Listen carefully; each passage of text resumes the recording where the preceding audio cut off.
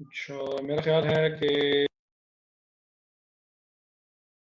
आपकी वही जो हमारा बस जो एंड टाइम था वही रहेगा। Obviously will have to reconnect after 40 minutes, लेकिन क्लास जो है it will and eight 3 o'clock। आज हमने जो चीज़ डिस्कस करनी है वो है गवर्नमेंट ग्रांट की, और गवर्नमेंट ग्रांट से रिलेटेड फिर हम कोशिश करेंगे कि हम एक एग्जाम्पल भी जो है वो कर लें।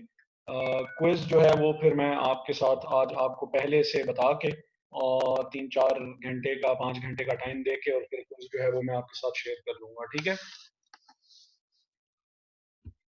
अच्छा तो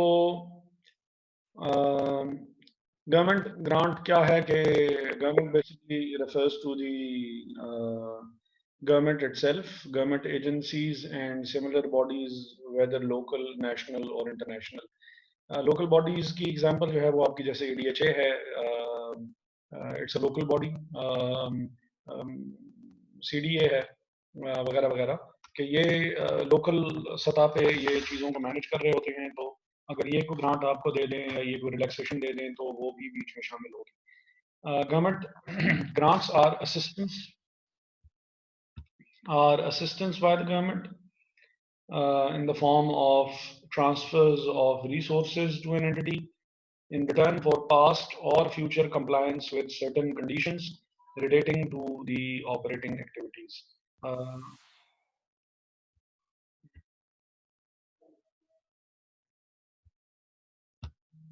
अच्छा, तो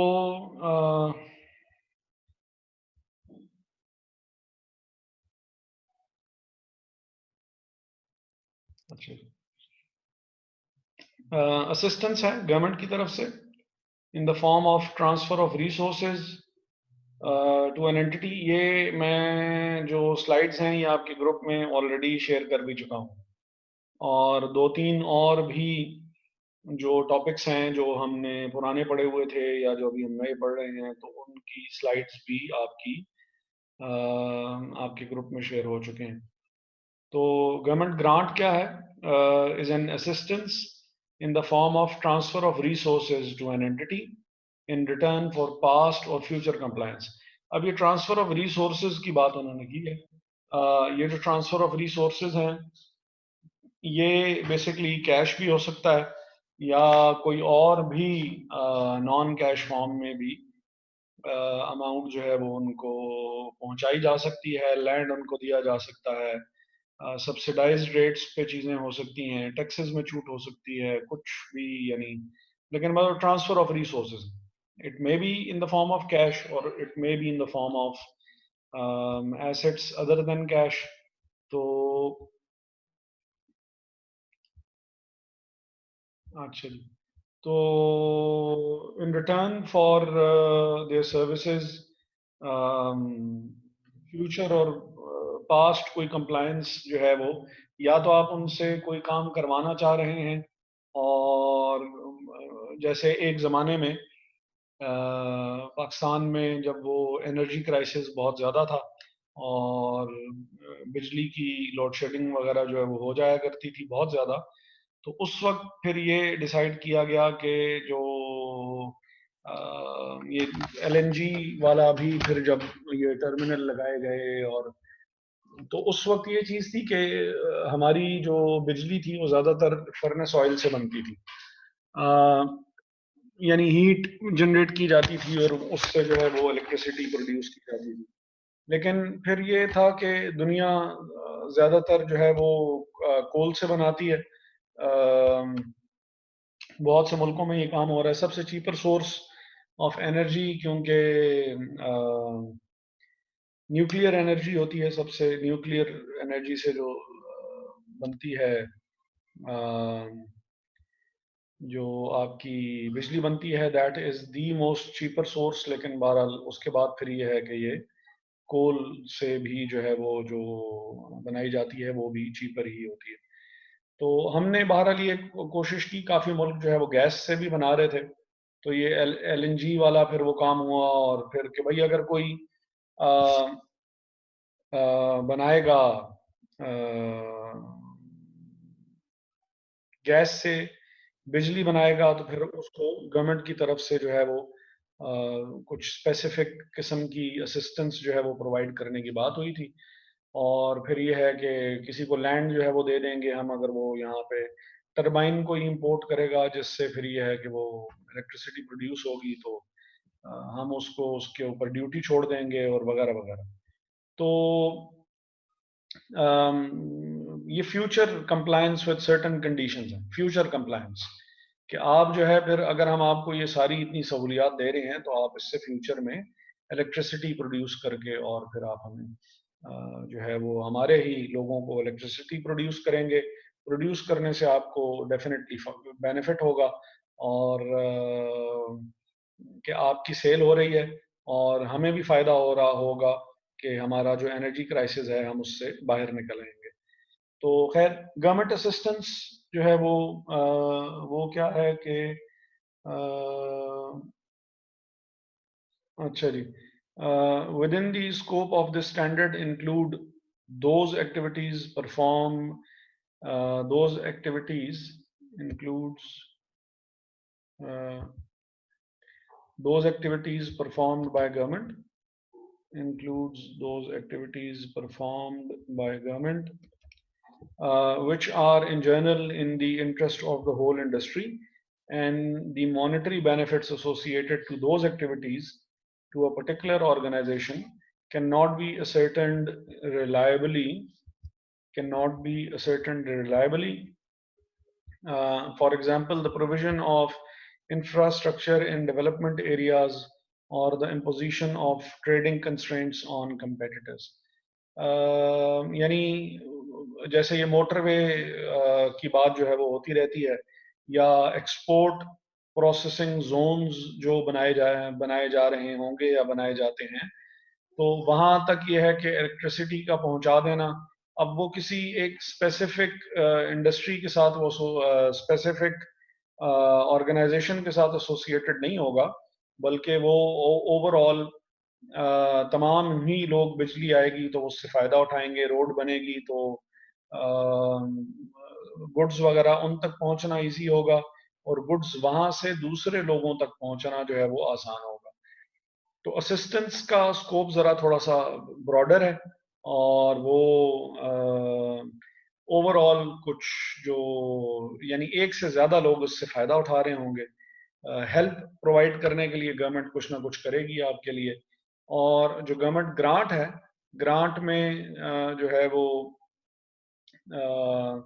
बेसिकली स्पेसिफिक, यानी कैश या इकोनॉमिक रिसोर्सेज जो कि ट्रांसफर हो रहे हैं, बात उसकी हो रही है, और ये टू एन एंटिटी हो रही है। जबकि नीचे जो है वो विच आर इन जर्नल, यानी यहाँ पे बात जो है वो टू एन एंटिटी है, इधर बात टू एन एंटिटी हो रही है कि एक आध किसी के लिए जो है वो आपने सर्विसेज वगैरह या कुछ चीज आपने वो की। और यहाँ पे जो बात हो रही है वो है in the interest of the whole industry, interest of the whole industry. तो चाहे अगर एक छोटा कप, अच्छा, तो अब ये जो गवर्नमेंट ग्रांट आपको मिलेगी, या जो गवर्नमेंट असिस्टेंस जो आपको प्रोवाइड की जाती है, हमारा ज़्यादा फोकस जो होगा वो फिलहाल गवर्नमेंट ग्रांट की तरफ होगा। तो government grant is one of two types. It can either take the form of an income based grant या एसेट बेस्ड ग्रांट। तो इनिशियल रिकग्निशन इसकी क्या होगी कि government grants shall not be recognized until there is a reasonable assurance that the entity will comply with the conditions attaching to them.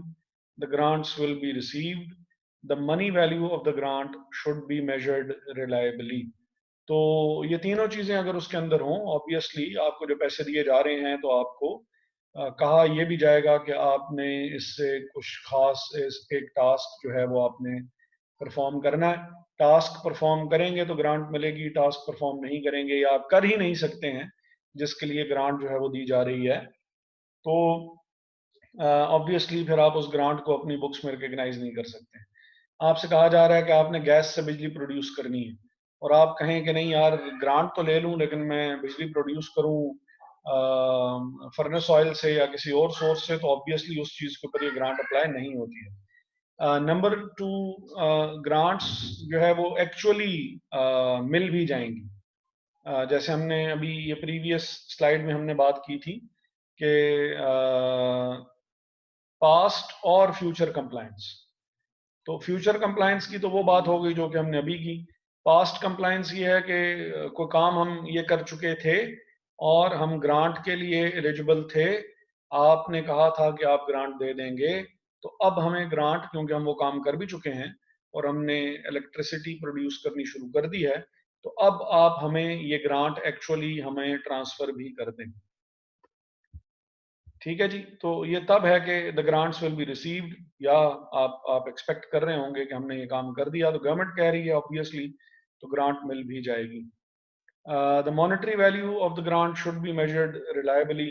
अगर तो cash की form में मिल रही है तो फिर तो उसकी मेजर करने का कोई मसला है ही नहीं, लेकिन अगर in any form other than cash मिल रही है तो फिर ऑब्वियसली उसको मेजर करना और रिलायबली मेजर करना, कि अगर कोई सपोज कि ज़मीन आपको अलॉट कर दी गई है, तो वो किस एरिया में है और उसकी वैल्यू क्या होगी जो लैंड आपको प्रोवाइड किया गया है। तो अगर उसकी वैल्यूएशन जो है वो की जा सकती हो लैंड की, जहाँ पे आपको जो है वो लैंड अलॉट किया गया है, तो वो फिर ये monetary value of the grant measured reliably वाली कंडीशन पूरी हो जाएगी और आप उस ग्रांट को रिकॉर्ड कर सकते हैं। सब्सीक्वेंट मेजरमेंट में उन्होंने जो बात की हुई है कि government grant shall be recognized in the profit और loss, on a systematic basis over the periods in which entity recognizes as expenses the related cost for which grants are intended to compensate. कि जो भी expenses आप generate कर रहे हैं या जो एक्टिविटी आपकी है उसकी वजह से कॉस्ट आपकी ऑब्वियसली जनरेट हो रही होगी और उस कॉस्ट के अगेंस्ट इस ग्रांट को सिस्टमेटिकली जो है वो आपने एलोकेट करना है। क्वेश्चन आज हम एक करेंगे तो उसमें ये चीज़ ज़रा थोड़ी सी ज़्यादा बेहतर तरीके से वाज़ेह भी हो जाएगी। जो इनकम बेस्ड ग्रांट है और जो एसेट बेस्ड ग्रांट है ये दो ही सिचुएशंस में जो है वो ये आ सकती हैं। और अच्छा, जो इनकम बेस्ड ग्रांट है, if the grant is related to the current year only and the condition attached are fulfilled, वो जो हमने अभी बात की 3 कंडीशंस थी जो कि फुलफिल हो सकती हैं। पहली कंडीशन जो फुलफिल हो सकती है वो उसकी कि हम वो सर्विसेज दे भी पाएंगे या नहीं दे पाएंगे, उसकी रिलायबली मेजर करने वाली जो बात थी वो पूरी हो सकती हो और ग्रांट रिसीव भी हो जाएगी। ये 3 कंडीशंस पूरी करने के बारे में बात की जा रही है। तो अच्छा, तो अगर are fulfilled by the entity then the whole amount should be recognized in statement of comprehensive income. But if the grant is related to more than one period, then it should be allocated over the periods in a systematic basis. दो methods में से कोई यानी दो तरीकों में से कोई एक तरीका आपने यूज करना है। अगर तो ग्रांट एक सिंगल पीरियड के लिए सिर्फ इसी साल मिलेगी, इसके अलावा आपको ये ग्रांट नहीं मिलेगी, सारी की सारी ग्रांट को जो आपको मिली है आप उसको इनकम के तौर पे इनकम स्टेटमेंट में रिकॉर्ड कर लें। और ये क्योंकि ऑपरेटिंग इनकम नहीं है इस वजह से ये ऑपरेटिंग जो हमारी इनकम स्टेटमेंट है वहां पे नहीं आएगी बल्कि स्टेटमेंट ऑफ कॉम्प्रिहेंसिव इनकम में आएगी। स्टेटमेंट ऑफ कॉम्प्रिहेंसिव इनकम का पता है ना, हमने डिस्कस किया हुआ है या पहले आपने बनाई हुई है? ये सबको अनम्यूट कर रहा हूं तो आप बता सकते हैं कि ये जो सब अनम्यूट हो चुके हैं कि स्टेटमेंट ऑफ कॉम्प्रिहेंसिव इनकम क्या है और उसमें क्या क्या कुछ चीज आया करती है।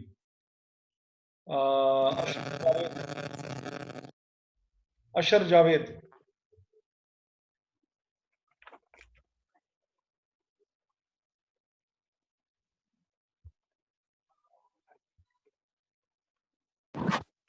मायदा फातिमा,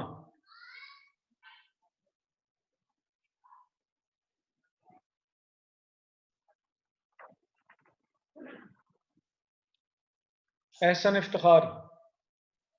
अब किसी को पता है तो ठीक है, नहीं पता तो हम इसको डिस्कस कर लेते हैं। जी जी बुरैर,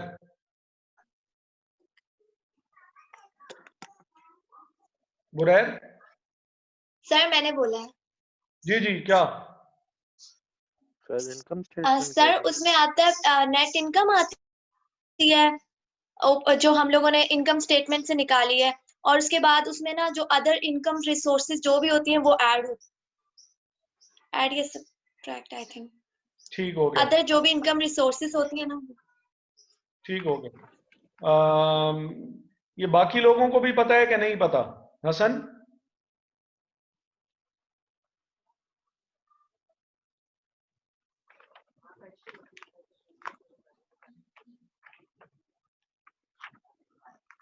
हसन है हमारे साथ?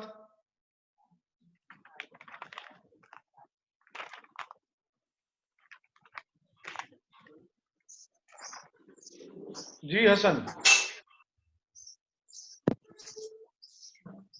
वो रिवैल्यूएशन वाला हम कर रहे थे सर।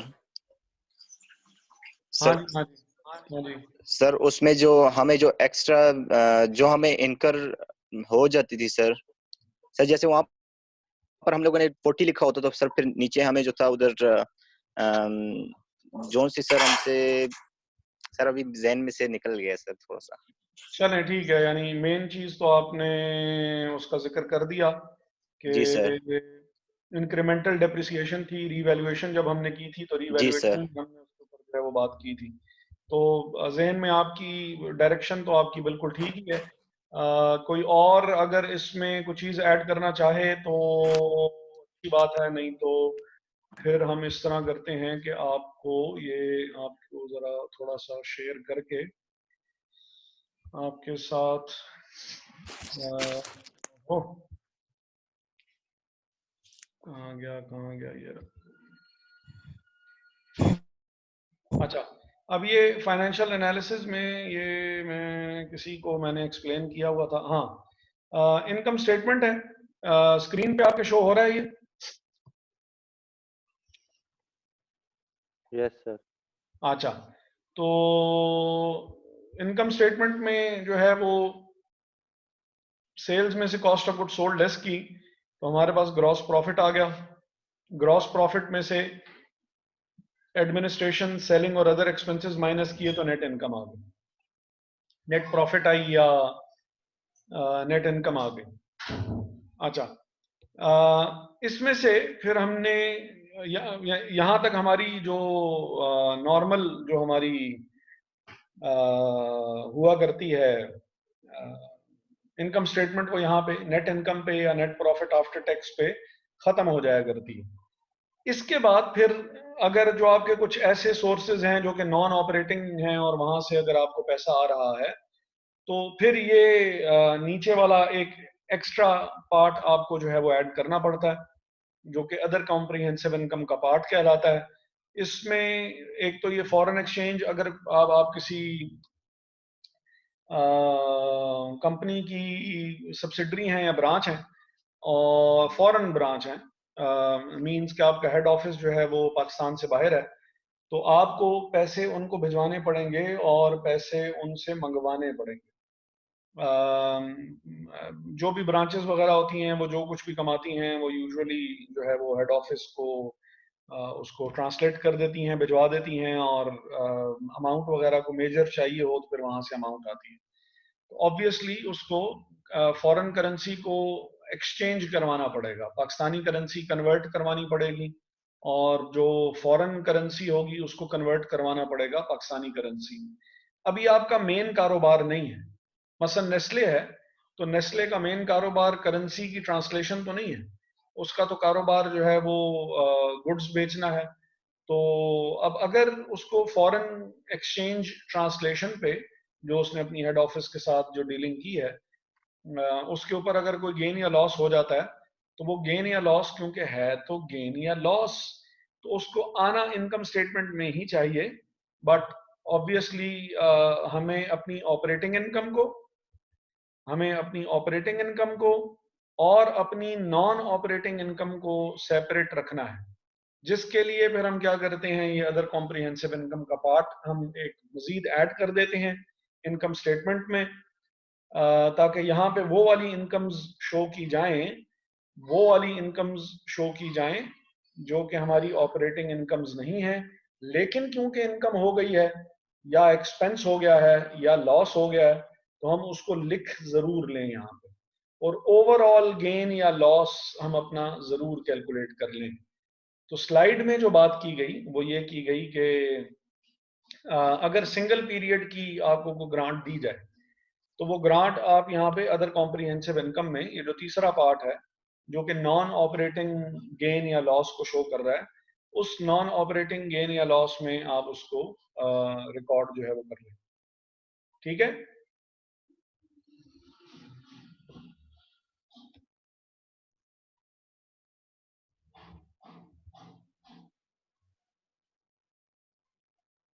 बुरैर कोई क्वेश्चन था आपका? आपने जो है वो हाथ खड़ा किया हुआ था, और बुरैर अभी मेरा ख्याल है कि सर वो माइक म्यूट अनम्यूट नहीं हो रहा था। अच्छा ठीक है, क्वेश्चन तो नहीं था ना उसामा? उसामा क्वेश्चन है आंसर कि? दे रहा था, आंसर दे रहा था बस, वो उसने दे दिया मारिया ने तो। अच्छा ठीक है जी। उसामा बिलाल।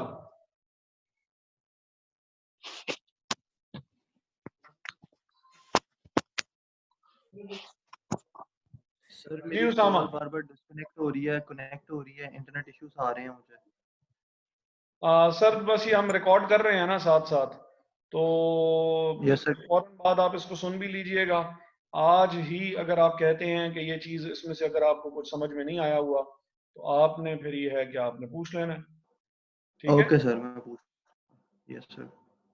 चलें। अच्छा, तो ये तो बात हो रही थी अ, और जी अगर वो सिंगल पीरियड की ग्रांट हो तो सिंगल पीरियड वाली ग्रांट जो है वो directly statement of comprehensive income में जो है वो चार्ज कर दी जाएगी सारी की सारी ही। लेकिन अगर कोई ग्रांट ऐसी है जो कि more than one accounting period जो है वो आपकी परफॉर्मेंस के साथ रिलेटेड है कि ये ग्रांट आपको मिलेगी लेकिन ये मिलती रहेगी, ये एक साल के साथ जो है वो रिलेटेड नहीं है। एक साल से ज़्यादा अरसे तक आपने इलेक्ट्रिसिटी प्रोड्यूस करनी है तो एक साल से ज़्यादा अरसे तक आप इसको एलोकेट करें, तो फिर आप उसको जैसे डेप्रिसिएट करते होते हैं किसी एसेट को, इसी तरह ग्रांट भी फिर काइंड ऑफ डेप्रिसिएट ही होगी कि वो एलोकेट होगी एक से ज़्यादा सालों पे। वो हमने अभी आज क्वेश्चन करना है तो उसमें हमें जो है ये बात समझ में आ जाएगी इंशाल्लाह। if the grant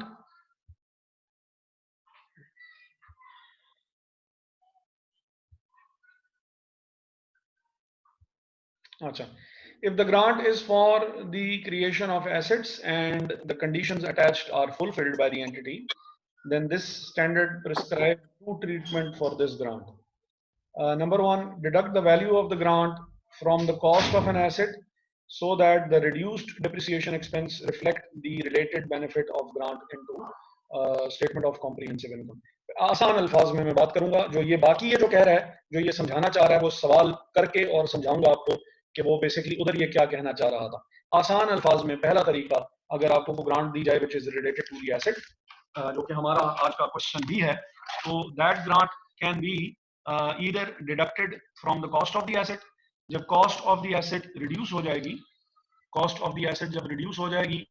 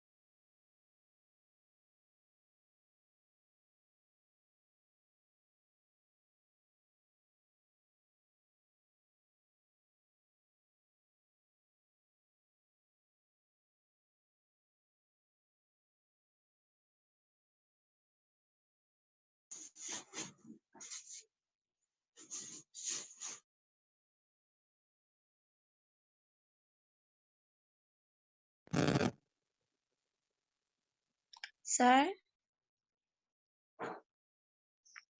सर आपने म्यूट किया हुआ है खुद को।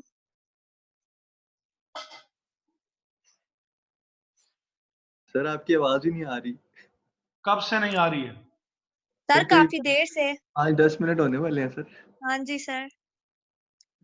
तो ये जो पीछे लेक्चर में दिए जा रहा हूँ, ये दिए जा रहा हूँ ऐसे ही, कब से बात गायब हुई है? Yes sir. सर हम सर आपने इसीलिए हमें भी हैंड म्यूट रेज किया अभी हुआ तो है। हम सर आपको आपने बोल चैट रहे का हैं। ऑप्शन भी नहीं रखा हुआ और आपने हम सबको म्यूट किया हुआ था और हमें आपकी आवाज नहीं आ रही थी। अच्छा, कहाँ से गायब? वहां से बात दोबारा शुरू करें। यही कोई पिछले 5-6 मिनट हो गए। नहीं, स्टेटमेंट अब तो ऑफ हमें भी बोल रही है sir. Statement of comprehensive income वाली बात क्लियर हुई थी या नहीं? होगी थी सर वो। वो तो हो गई थी। अच्छा, ये जो इनकम बेस्ड ग्रांट और वो जो एसेट बेस्ड ग्रांट, ये वाली क्लियर नहीं हुई? नहीं सर। अच्छा ठीक है, उसके ऊपर हम वापस चले जाते हैं, कोई मसला नहीं है। बस ये वाली अभी जो ओके। आपके सामने स्क्रीन आएगी, जो अभी आपके सामने स्क्रीन आएगी, अब आ गई है जी, स्क्रीन चेंज हो गई है। जी सर। ये वाली तो आपको क्लियर हो गई, ये इसमें मसला है। सर ये तो मेरे ख्याल से नहीं पढ़ा है, हमने सुना ही नहीं। अच्छा, आसान सी बात है। अगर आपको ग्रांट दी गई है कोई स्पेसिफिक टास्क परफॉर्म करने के लिए, और वो आपने टास्क परफॉर्म कर लिया, तो गवर्नमेंट ने कहा कि भाई हम आपको बस इस दफा, बस सिर्फ इस दफा के लिए ग्रांट दे रहे हैं, इसके अलावा हम आपको ग्रांट नहीं देंगे। तो इस किस्म की ग्रांट आप income statement of comprehensive income में सारी की सारी ग्रांट को इनकम के तौर पे रिकॉर्ड कर लेंगे। अगर वो ये है कि भाई ये टास्क अगर आप बाद में भी परफॉर्म करेंगे तो ये ग्रांट जारी रहेगी, और ये ग्रांट हम सपोज आपको ये टास्क, क्योंकि आपका 1 साल में कंप्लीट होने वाला नहीं है बल्कि ये 1 से ज्यादा सालों में कंप्लीट होगा, तो हम आपको जैसे जैसे आप टास्क कंप्लीट करते जाएंगे वैसे वैसे ग्रांट आपको मिलती जाएगी। तो ऑब्वियस सारी ग्रांट 1 साल में आपको नहीं दी जा सकती, बल्कि उस ग्रांट को आप नंबर ऑफ ईयर्स पे डिस्ट्रीब्यूट कर देंगे, जस्ट लाइक अ डेप्रिसिएशन एक्सपेंस जो कि नंबर ऑफ ईयर्स पे डिस्ट्रीब्यूट कर दिया जाता है। ठीक है जी, ये क्लियर हो गया?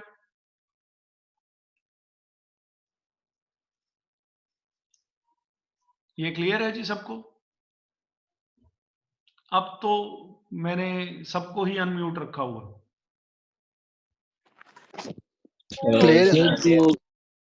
जी हमजा।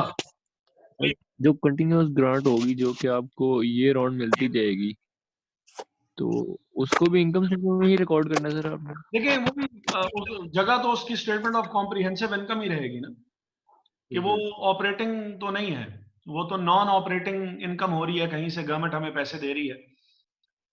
जाना उसने वहीं पे ही है, सिंगल ईयर में जाना है या मल्टीपल ईयर्स में जाना है, ये बस थोड़ा फैसला जो है वो हम वक्त और हालात के साथ कर लेंगे। Yes sir, okay. ठीक है। अच्छा, फिर सेकंड है कि वो किसी टास्क स्पेसिफिक ग्रांट नहीं है, बल्कि किसी एसेट के लिए आपको ग्रांट दी गई है। जैसे टरबाइन आप इंपोर्ट करेंगे, तो टरबाइन इंपोर्ट करोगे तो भाई उस पर हम इतने पैसे तुम्हें हम देंगे। तो अब ये एसेट के साथ जो है वो एसोसिएटेड ग्रांट है। इसके साथ फिर आप दो काम कर सकते हैं। Number 1, deduct from the value of the grant from the cost of the asset. पहला काम आप ये कर सकते हैं कि आप ग्रांट को, पैसे मिले हैं, सपोज के 1 करोड़ का एसेट आया है और 50 लाख रुपए की गवर्नमेंट ने ग्रांट दे दी है, तो एसेट बेसिकली तो हमें 50 लाख रुपए का पड़ा है, क्योंकि 1 करोड़ लगे लेकिन 50 लाख मिल भी गए। तो पहला काम तो तुम ये कर सकते हो कि तुम उसको डिडक्ट कर सकते हो कॉस्ट में से। दूसरा काम क्या कर सकते हो कि अगर तुम डिडक्ट नहीं करना चाहते हो, तो फिर तुम क्या करोगे कि पूरी की पूरी जो ग्रांट है उसको तुम अनअर्न्ड इनकम के तौर पे बैलेंस शीट में रिकॉर्ड कर लो, अनअर्न्ड इनकम या डेफर्ड इनकम के तौर पे बैलेंस शीट में रिकॉर्ड कर लो, एसेट की कॉस्ट में से डिडक्ट ना करो। ठीक है जी, ये दूसरा काम है जो हो सकता है। पहला क्या हो सकता है, एसेट की कॉस्ट में से डिडक्ट कर लो। दूसरा क्या है कि डिडक्ट ना करो बल्कि